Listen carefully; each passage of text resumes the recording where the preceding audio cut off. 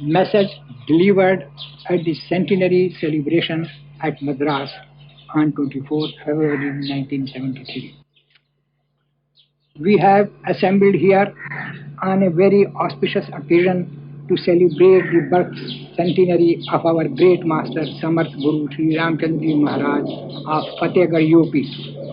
We should utilize this occasion in getting into the master and master alone, which will act as food and tonic for spiritual elevation.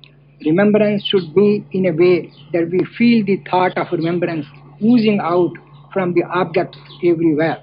It is the real remembrance which mortals can have. It is a play for our good. Now a new chapter opens in the web of life. The effect of our deep devotion begins to resound in a way that we feel the ultimate is remembering us. That is the justice of divinity. When you have played your part fully well, the ultimate cannot fall short in playing his part. That is only a beginning of the higher sort of spirituality. As a result of it, our senses become summarised to have their own share in the being. This is my experience. When they are summarised, they become a new force for our regeneration. Now this is another instrument for our help. When this thing is attained, we have formed a base for our further approaches. It begins to modify itself when the effect of divinity starts to percolate. The base becomes a sort of force and begins to reinforce the substance required for our elevation. When the base is formed within us, the charging with its contents is also there, affecting the entire fiber of our being. These contents are the ingredients of real life, which we can safely call life in life. The main difficulty we find is that all our actions are directed unwisely. Actions are results of thoughts, and thoughts are our own actions. Truly speaking, we give wrong suggestions to the mind. People can object to it. How do we give such suggestions? The environment creates the circumstances to have such ideas. We move in that sort of environment. The rishis of yore used to recommend people to go into the forest or the hills where the environments are natural. The place recommended was to be far from human habitation. If one goes to a high peak of a mountain, he will only find a sort of echo and not any thought. Purity starts from being, and impurities are the result of the wrong suggestions and improper utilization of the inner environment. When all these are combined, a narrowness of views is affected, and this is one of the factors for creating a sort of confusion, sometimes automatically, sometimes forced by circumstances. When all these things are accumulated, they bring different colors. This affects the lower part of mind, which gives direction to higher part of it. Now your direction is not correct, so mind itself becomes thorny. We do not create congenial vibrations because we move contrary to reality. Before the world was born, a balanced state prevailed. When the balance was disturbed, we came into existence. I do not want to elaborate the subject metaphysically. The thought for creation stirred up near about the center, and energy began to flow out.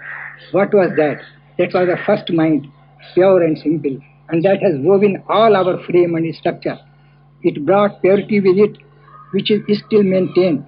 So when we begin to give wrong suggestions, the mind, which is absolutely pure, expels them in order to maintain its eternal purity. That is the cause of thoughts. In reality, it sends out the contents which appear like a fog covering a certain surface. We call them thoughts.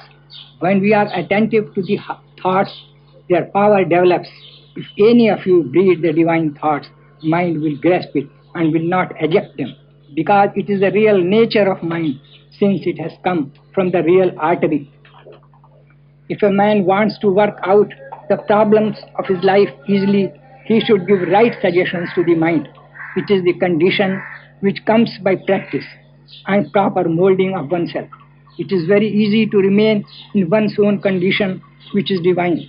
It is the sure process for evolution. A little inclination towards the attainment of the reality will start weaving the future. There are many processes prevalent in India and they may be correct. But what is correctness? The process which may put you in the undisturbed state, vibration should become all divine. How does it happen? When heaviness is gone, then only the thing behind the scene opens to the mind.